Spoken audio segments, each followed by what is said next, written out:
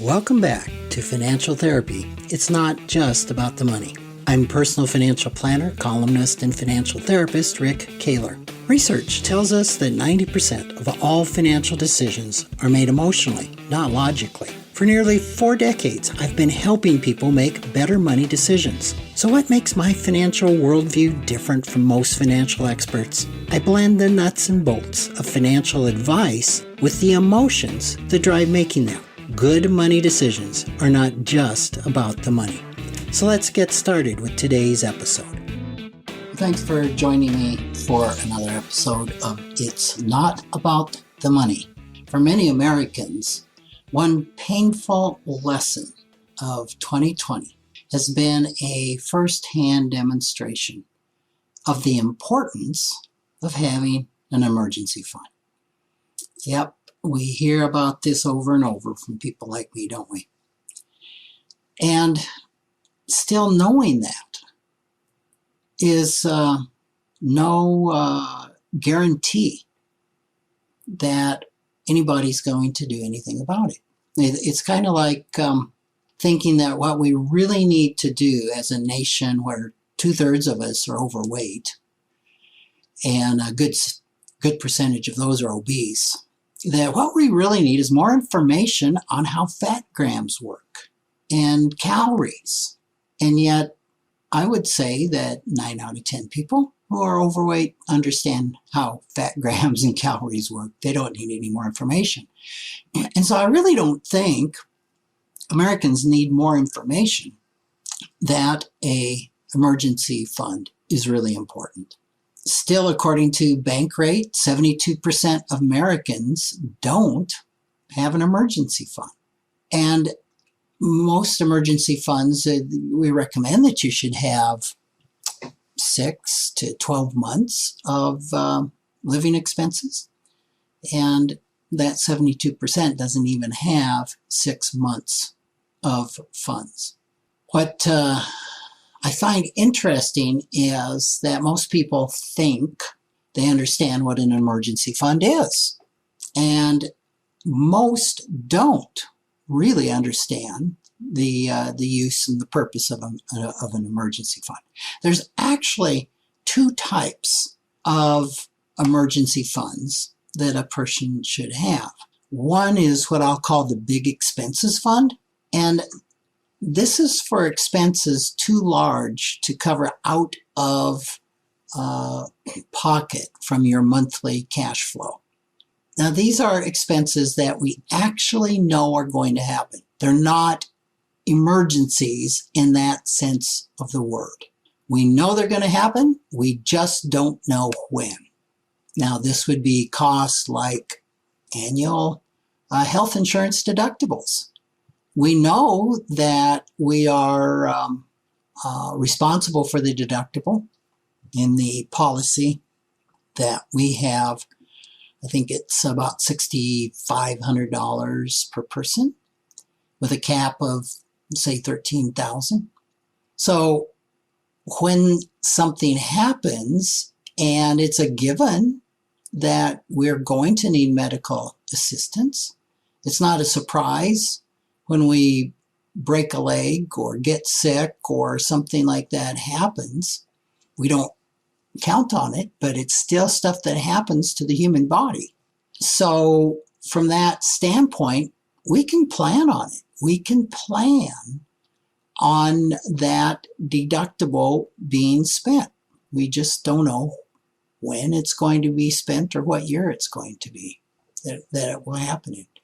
Vacations are another thing that we pretty much know when a vacation's going to come.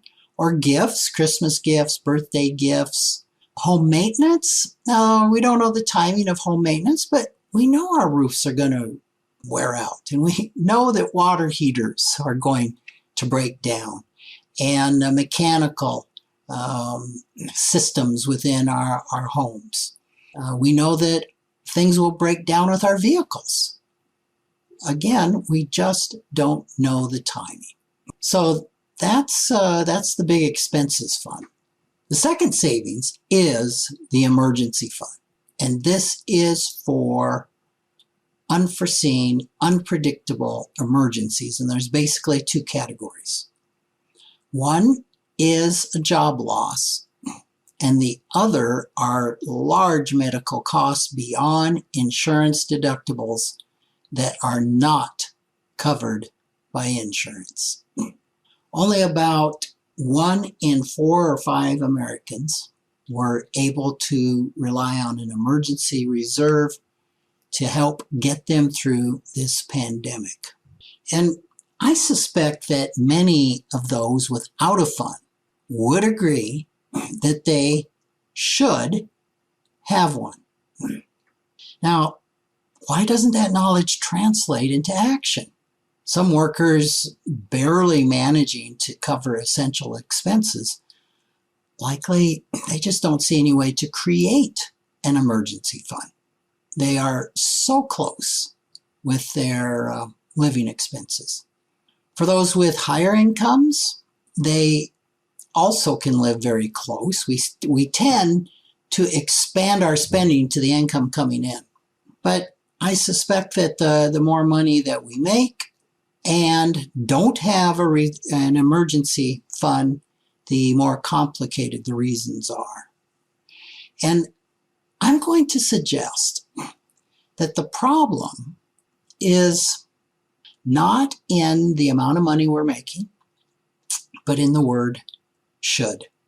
Should has a different meaning and set of behaviors than will. Should denotes a lack of sufficient confidence, importance, and readiness to go into action. Okay, so you should have an emergency fund in this context is fraught with obligation, correctness, criticism, and shame. Shame on you. You should have an emergency fund. Now, these motivators, obligation, correctness, criticism, and shame, rarely result in long-lasting success for any behavioral change. It could happen for a little while. Rarely is it going to be a lasting behavioral change. Now, will has a sense of inevitability. I will create an emergency account. It's very different from I should create an emergency fund. Will carries a high degree of readiness, confidence, and importance. Now, when these three components align on any contemplated change, action is soon to follow. So this is something that I do with my clients from time to time. When they're looking at making a change, I have them rate on a 1 to 10. How ready are you to do this? How confident are you? And how important is it? And you might do this. You might just pause this recording for a second and take a situation that you're facing or a change that maybe you should make and rate it. 1 to 10, how ready are you? How confident are you? And how important are you?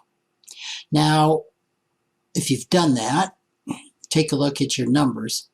And what we're looking for is an 8 or above in each of those areas. If you're under an 8, that's probably an indication that you're not ready, confident, or it's not important. So you could be 10s in 2 and maybe 5 in 1.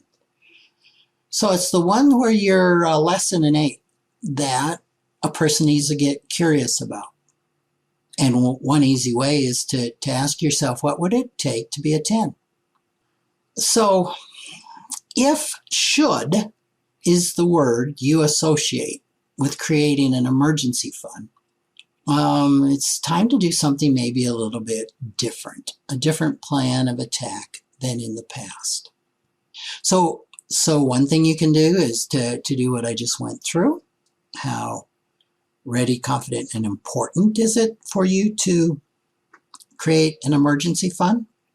And whatever you do in the inquiry, you need to consider declaring a truce. This is something different. Consider declaring a truce between the part of yourself which is shoulding and shaming, and those parts of you that have their reasons why the savings accounts are not happening. Okay, so typically, there's two parts of us. The ones that says you should, shame on you for not having an emergency fund. And there's another part that goes, yeah, I know, but there's another part of me that says. So try this. On a blank sheet of paper, write should at the top. Then, without giving it a lot of thought, list all the reasons you can think of for creating an emergency and a big expenses funds. Put down why they are important, why the timing is right if it's right, why you have the confidence, just all of the reasons, assuming you do, of course, all the reasons that you should have an emergency account. Don't censor yourself. Write down every thought that comes up, logical or illogical. Especially pay attention to the illogical ones. And remember, you're not handing this in. Nobody is going to see it. Then when you're done with that, you got them all out, take another sheet of paper and write should not at the top. Now list all the reasons against creating these savings accounts. Why they are unimportant, why they're unnecessary, why you don't have the confidence to act. Every reason you can think of that you're not ready to do this, you shouldn't do this, or it's not important to do this. And again, no censoring. So when you're done with that, review both lists, but do so from a place of non-judgment. Take yourself above those parts. Kind of remove yourself as an unbiased observer and recognize that each of these parts have their reasons and there's no part that's wrong. Look at what answers that might surprise you or contain a viewpoint or some information that you've never consciously considered. And then as you're looking at all this, look for a compromise, a way to craft a win-win course of action that will address the major concerns of each viewpoint, letting those parts of you that have different viewpoints know that they've got a point and their point is important. It might mean saving less per month than what's ideal, but saving something toward these accounts is significantly more than nothing. It could mean temporarily reducing contributions to a 401k plan and redirecting that money to an emergency fund.